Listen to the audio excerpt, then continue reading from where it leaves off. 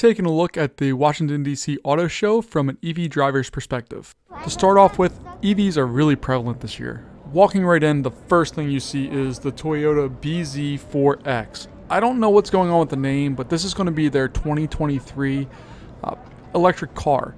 And it's really an SUV. It's really nice looking. It has the EV grille in the front, which I'm not a big fan of, and you can't get too close to it, but you can see the internals where they have the skateboard. You can see the battery pack, the frame rails, how it's all designed.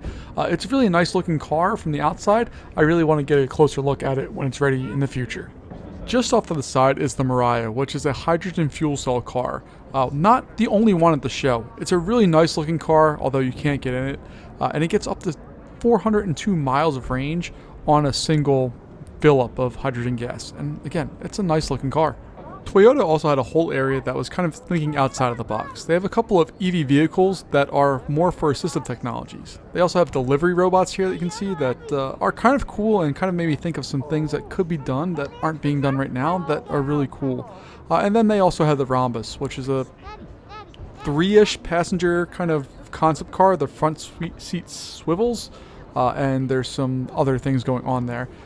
Again, it's nice to see a concept car. This thing will never make it into production, but it's a cool looking kind of car and some neat ideas behind it. After leaving the Toyota area, you come into the Ford area of the show and you're met with the Mach-E, which again is a nice looking car, but just dipping your toe into EVs. The real star of the show is coming over to the Ford F-150 Lightning.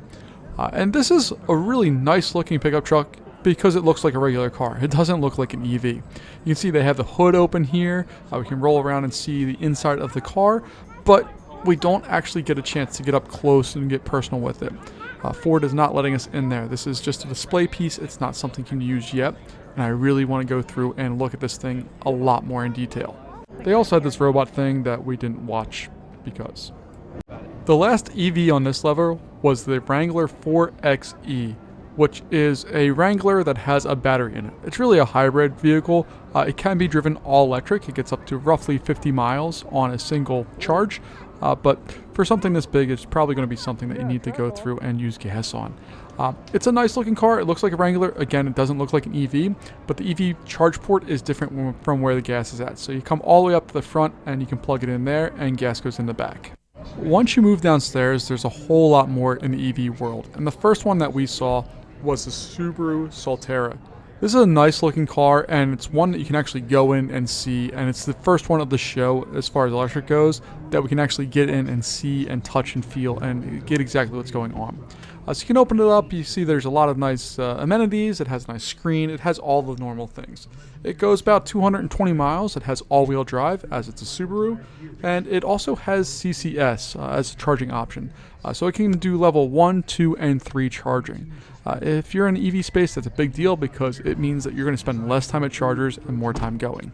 Subaru also had an area where you can go through and pet some dogs and see some rescue animals and have the chance to adopt them as well, and belly rubs were enjoyed all around. The next area that we visited was the Hyundai area, and the first car that we had a chance to look at was the Ioniq. They have a lot of cars here, but the Ioniq is kind of the one that was more kind of flashy and showy. You can see it from the front grille here. It's different than other EVs that have been shown before. It's not trying to disguise itself as something different. It is very clearly an EV. It is very clearly designed with some kind of differences in place. Looking at the front grille here, you can see that this is a little different than a normal car. When you get in it, it feels very EV-esque. It has big screens, it has lots of touching. Its interior is very minimal while being also strangely complicated. We'll see a look at that in a second. But getting in the car, you can see there's lots of lights, lots of buttons. The steering wheel impressively is intense, but it's a nice looking car. Next up from Hyundai in the EV world was the Nero. Now these exist already, but this was a nice looking car. My kid had a blast playing with the touchscreen, and really it just looks like a normal car minus the front grille, but it's just a nice EV that can kind of get you where you need to go and do so comfortably. The next car that Hyundai had to show was the Nexo, which is a car I've never heard of and apparently is only available inside of California. But this is a hydrogen fuel cell car. It gets 380 miles to a fill, and again, this is hydrogen, so you're putting hydrogen gas inside this thing and it just only uses water. The interior is very similar to the other EVs that we have, but you can see that the charge port is different because it's not a charge port.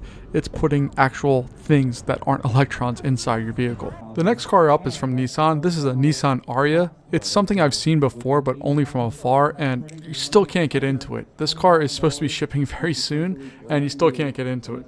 It has up to 300 miles range at the top end, and it's a nice looking car, but I still don't trust Nissan with their batteries. I still wish they had a little bit more kind of finesse with their battery technology, and I'd be sold.